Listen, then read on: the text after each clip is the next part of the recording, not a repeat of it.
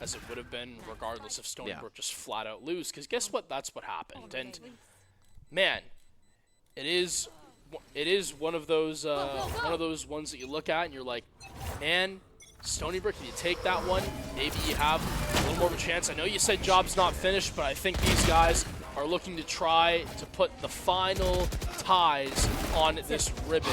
Leone, however, is actually going to go down, so hold on.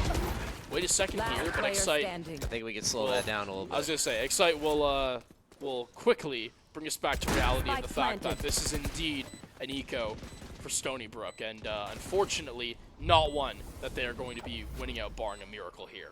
No, definitely not. And I think Tonka T, Big T, sort of in a tough spot here, not going to be able to get much done, and I think on an eco, I think he's fine with that. But, you know, you can make it a little bit interesting. You can maybe try and find at least one pick for your troubles on the way out, but no one home, no one around, and either try and go for the defuse or just accept your fate on the spike, and he's just going out swinging. Excite ends Big T's reign of terror. And West Virginia ever so closer to that victory.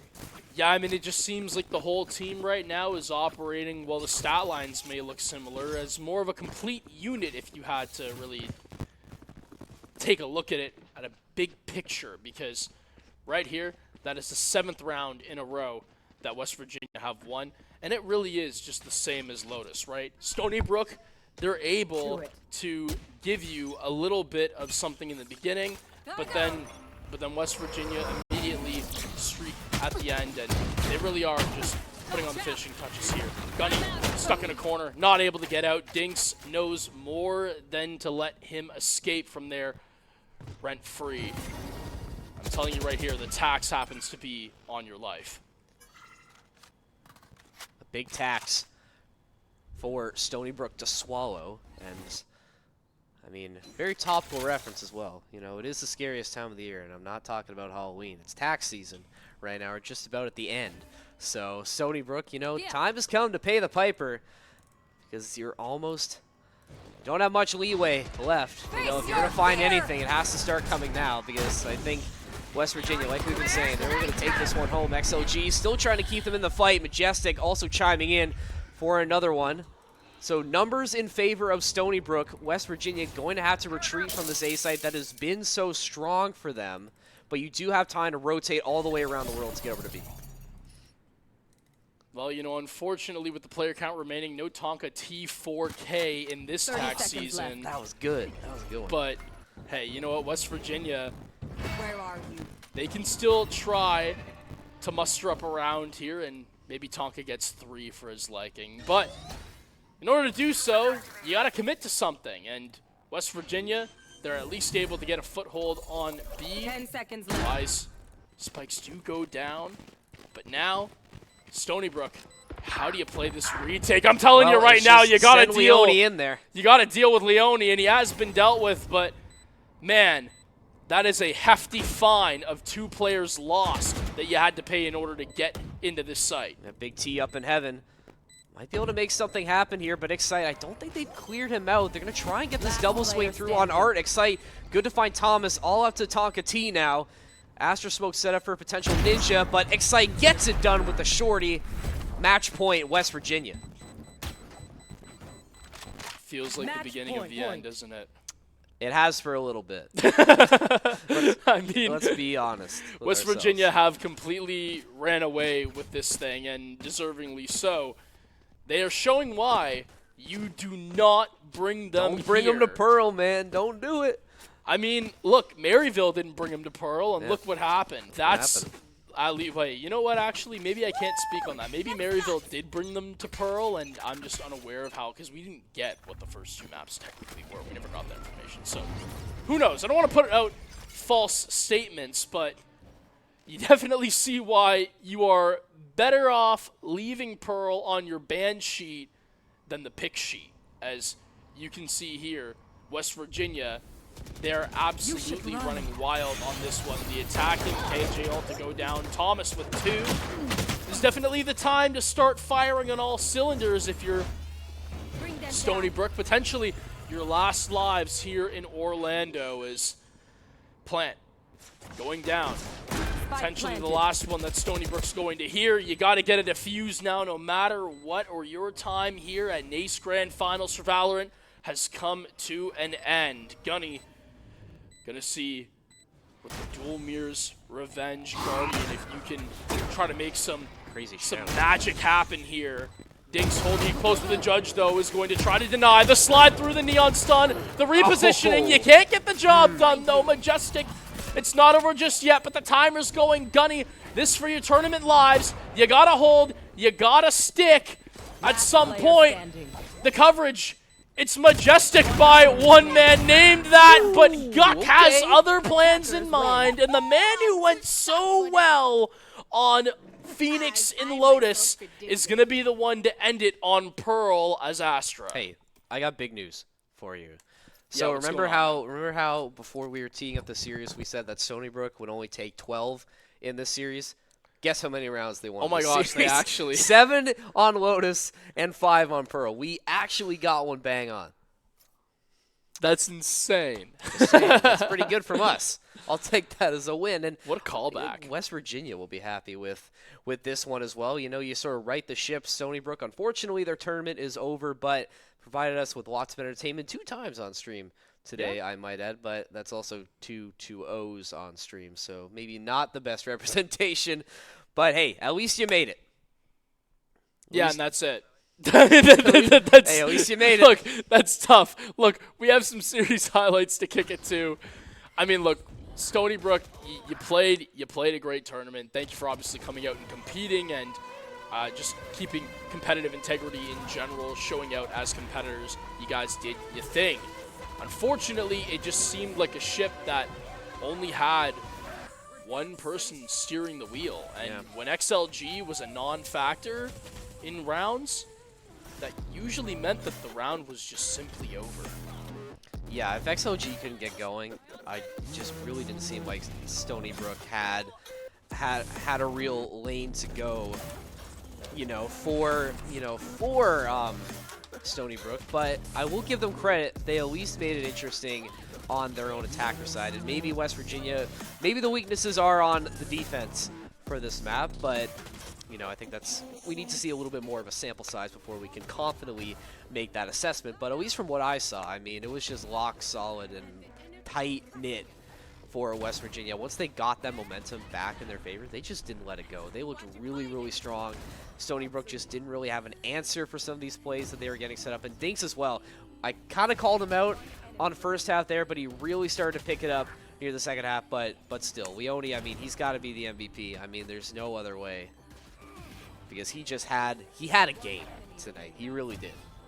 Yeah, I mean, he had a series, and even in our match on Fracture, it really seemed like this guy was the only one to kind of keep it going for them against Maryville. So, hey, you know what? We got our West Virginia screen time for sure, and I'm glad that we did, because these guys definitely deserved a little bit more of what they're capable of after we saw what was unfortunately just a stomping on Fracture.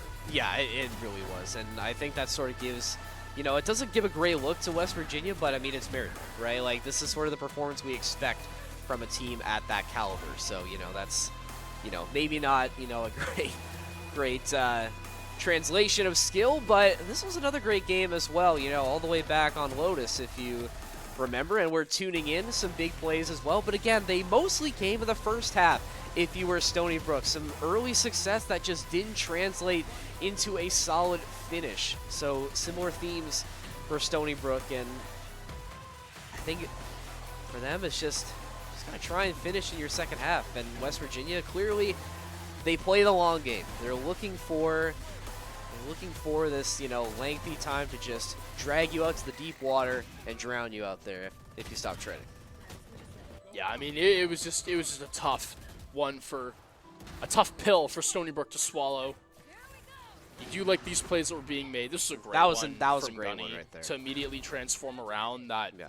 Again, Stony Brook just didn't really have any right in taking. But it seemed like after that, anytime Stony Brook tried to kind of create a question, West Virginia, they had the answer to it. to the end of the first half on Lotus. I mean, this is where West Virginia, they really started to turn it on here, looking a lot stronger. A77, some confident swings as well coming through, but I don't want to look at highlights anymore. I'll look at stats, Patrick. These are the stats coming through for Pearl, and yeah, like we called it, Leon has to be the MVP. 23-13 at 357 ACS, just going absolutely dummy on the KJ. Meanwhile, your Stony Brook MVP XLG, I mean, again, no surprise there, I think. And when you take a look down the line, it, again, not eye-popping numbers for most of these other players. It was really just Leone and XLG who were just willing their teams forward. Although I will say, I think Dings had some more impactful kills near the second half of that game where someone like Excite, you know, was contributing, but, you know, maybe didn't have those big impacts. Like, well, I shouldn't say that because he did find those final 2 picks at the end. I think, you know, the thing is, right, with Excite, Dinks, and A77, it was the sort of thing where Leon could usually play cleanup, right, and find the last remaining picks, whether that be the last 3 or 2. But at the end of the day, you were like, okay, well, who is creating the the first pressure?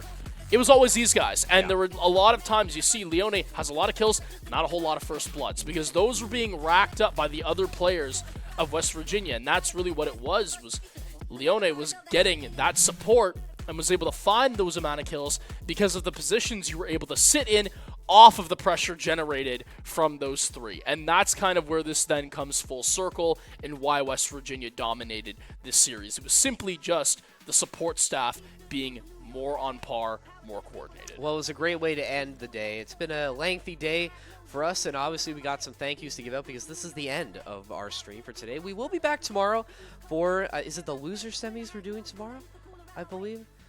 So it'll be Maryville versus Windsor. Ooh, that's going to be a banger. That's going to be a banger series, but we'll leave that one for tomorrow. We'll shout out our prod team in the back. We got Owen, we got Carl. Thank you, Patrick, as well. Shout out John Replay as well. We got a Brill. We got MJ, Garrett, Ben. Oh, that's the League of Legends stream. We'll shout out the League of Legends. Yeah, Miguel, Hayden, you know, all the guys working on the League stream as well. This is obviously Friday's match tomorrow. Like we said, it's going to be at 10 a.m. tomorrow EST. Make sure you're here because these two teams, this is a grand finals-like matchup, honestly. Like, it's the final before the final, honestly. I mean, this is an absolutely insane matchup. You don't want to miss these two titans battling it out tomorrow morning. I can't think of a great way to start out a Friday morning than with some insane Valorant. This definitely is going to 3 tomorrow. I'm just saying that right now. That definitely is going to 3. Definitely some overtime coming in that series. But again, we'll save that for tomorrow. Before we go, we do want to give one final shout out to our main partners. So our first one going to be over at Raven.gg. Special thanks to our partners there. Raven, the official merchandise partner of NACE, the premier platform for creating your dream custom gear. Whether you're outfitting a team or building a brand, Raven gives schools everything they need to look their best. Visit Raven.gg to start creating today. And one last thank you to GG Circuit, the proud sponsors of this year's NACE Grand Finals, showcasing some of the best collegiate esports programs in the country. Behind every great team is the right infrastructure. This is where they come in, from player management and secure labs to tournament operations and remote support. GG Circuit powers the infrastructure behind every match, every scrim, and every championship moment. They simplify the technology so schools can focus on what matters most. They let coaches coach and they let players compete, and they'll also take care of anything else you might need from them. If you're building or scaling your esports program, let's connect over at GG Connect. Make sure you head over there because they're ready when you are. And I think with that being said, I am ready to close out this show. So once again, thank you to all the viewers for hanging out with us all day. We'll be back tomorrow morning from Maryville and Winthrop. We hope to see you then, but until then, have a great night.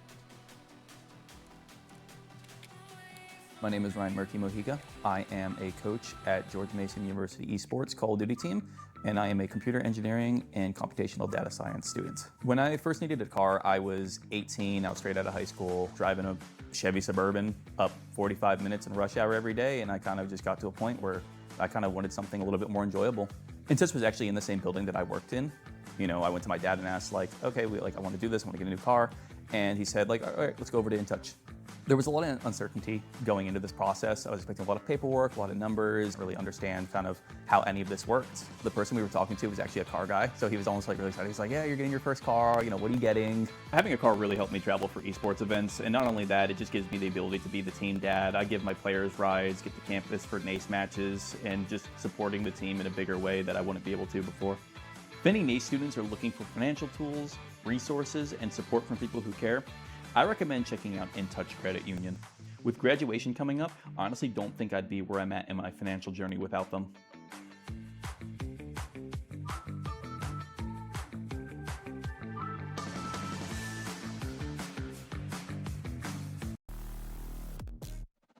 Performance sets the limit. Stability determines the journey. This is ROG, engineered for gamers. A true ROG design. Every core component is focused on real performance. Pure ROG DNA, aura that fuels fearless souls. Built to be pushed, cooled to endure. Air moves with purpose, heat exits with precision. Every rigorous military-grade test ensures stable performance at extreme levels. Global support wherever you play. This is the ROG G-Series gaming desktop.